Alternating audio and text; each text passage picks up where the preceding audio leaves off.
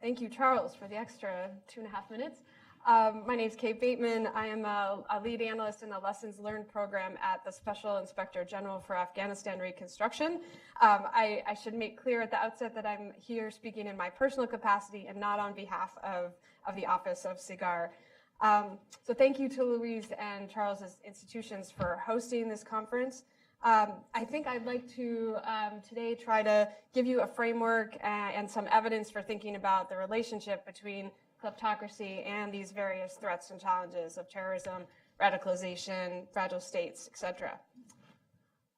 First, in terms of how kleptocracy fuels terrorism, there was a great report by Transparency International this year that I think laid out a helpful framework, and I've slightly adjusted it, but we can think of the way that kleptocracy exacerbates terrorism in 3 main ways.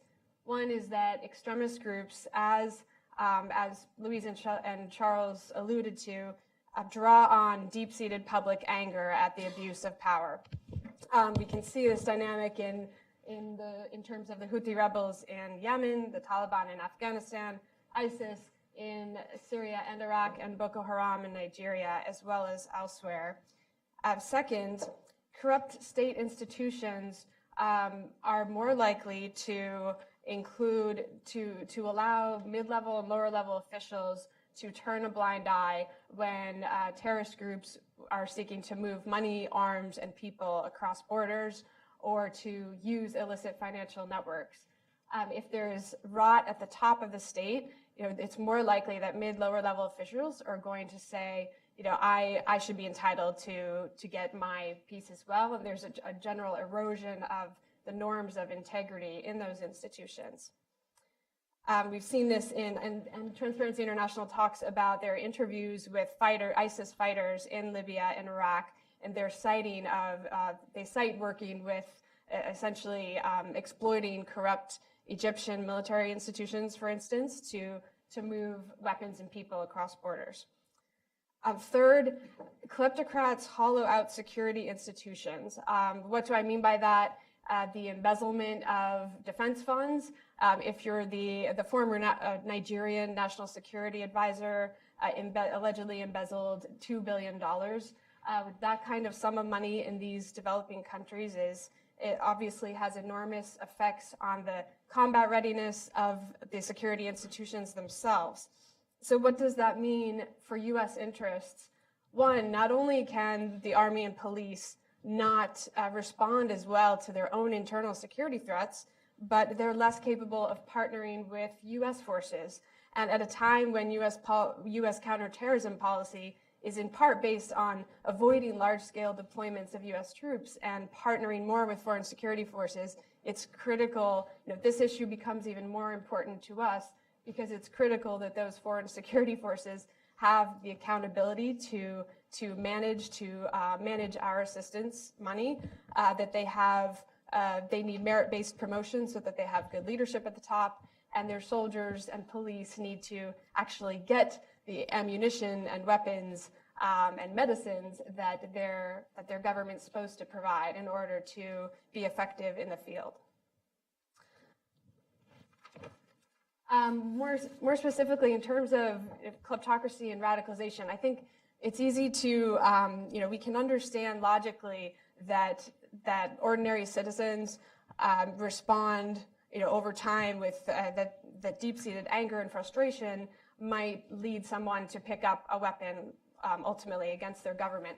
But it's very hard to, of course, prove that causal relationship because there's so many complex factors that go into why a young person might join an extremist group. But I'd like to note a couple of reports, as there's growing evidence in the countering violent extremism literature for this causal relationship. One of those reports is Mercy Corps, a couple of years ago, looked at their own youth programming, which was built around their theory of change was that youth are joining extremist groups largely because of lack of skills and joblessness.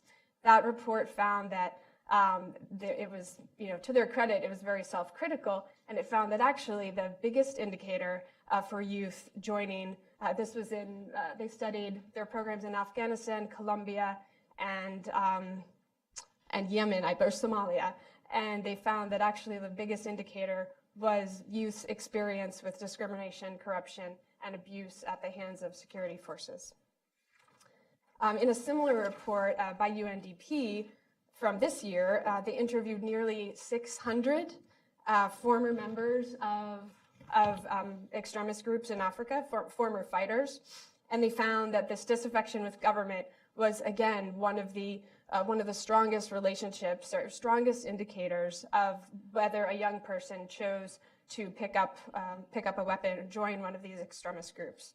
And that relationship held true across several factors, including the belief that government only looks after the interests of a few, which could be one definition of kleptocracy, and their experience with bribe paying. On this slide, I'd just like to offer a couple examples of ISIS recruitment messaging.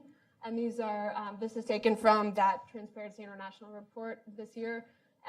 You can see the theme that you see, these are examples of how extremist groups use this theme, exploit grievances against government corruption routinely in their recruitment language and messaging.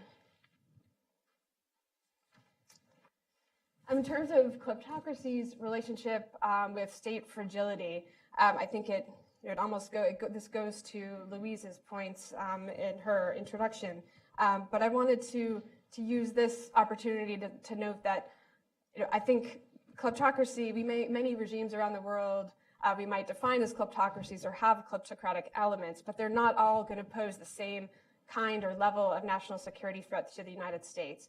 And they don't all require the same kind or level of response by the US. I think that response should be informed by two things. One, at least two things. One, US interests, the way that kleptocracy impacts US interests.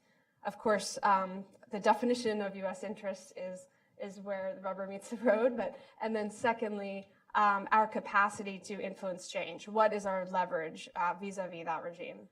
And I wanted to obviously focus on Iraq and Afghanistan because these have been at the core of US foreign policy and interests for the last decade and a half. And I think there are three main ways. Well, I'd like to actually clarify that I would not call post-US invasion Iraq and Afghanistan a full-blown kleptocracies. Some people may differ with that, but I think they've had kleptocratic elements, but their polities have been so fragmented and their economies are so aid-dependent. I'd argue you can't see them as a kleptocracy in the same way that we see Russia, Angola, or Azerbaijan, Turkmenistan. But nevertheless, in those cases where we had such great investment of U.S. treasure and lives, kleptocratic actors undermine the U.S. mission in three main ways. They undermine the legitimacy of the state and thereby fueled recruitment to terrorist and insurgent groups. They drained massive amounts of revenue and funneled that. Not only did they deprive the national budgets of that revenue, but they've deprived the whole domestic economy of that revenue by funneling it out of the country to places like Dubai. They've also eroded security forces, and that goes back to the previous point I made. And this has been especially important in Iraq and Afghanistan, where our whole policy, we have a train, advise, and assist mission in Afghanistan. So our whole policy is built around ensuring that those security institutions can take over responsibility for securing their own country. If those institutions are corroded by embezzlement and extortion and nepotism, then how will we ever be able to hand over responsibility to Army and police? This is a graph that Sarah Chase put together a few years ago, just showing the strong relationship between high levels of corruption and state failure. That's the failed state index on the y-axis, failed state index from 2013, and on the x-axis is the corruption perceptions index from 2012. On this slide, I really wanted to call it, actually, it should be called kleptocracy versus democratic institutions, I think. I think it's sometimes we focus on the worst offenders and Brad will talk about those, I'm sure. But I think we should also keep in mind those emerging democracies that are undermined and really threatened by kleptocratic, powerful kleptocratic neighbors. And it is their democratic institution. They may have reformers. Oh, I'm sorry, I'm on the wrong side. In those countries like Indonesia, Tunisia, Kenya, Ukraine, they may have reformers in power, some reformers in power. There's an educated public and civil society that's demanding reform. There's a more secure environment for international interventions, and the international community is engaged, and we do have leverage. So in those countries, there may be actually more space in which we can prevent those countries from degenerating into full-blown kleptocracies. And therefore, those might demand more policy attention than they're currently receiving. And then finally, I just want to end with, this is, I think, kind of bleeding into our afternoon discussion, but if we're talking about solutions in the afternoon, I think it's worth thinking about the kind of structural obstacles in the way of US national security policy really adequately incorporating these threats into our policymaking.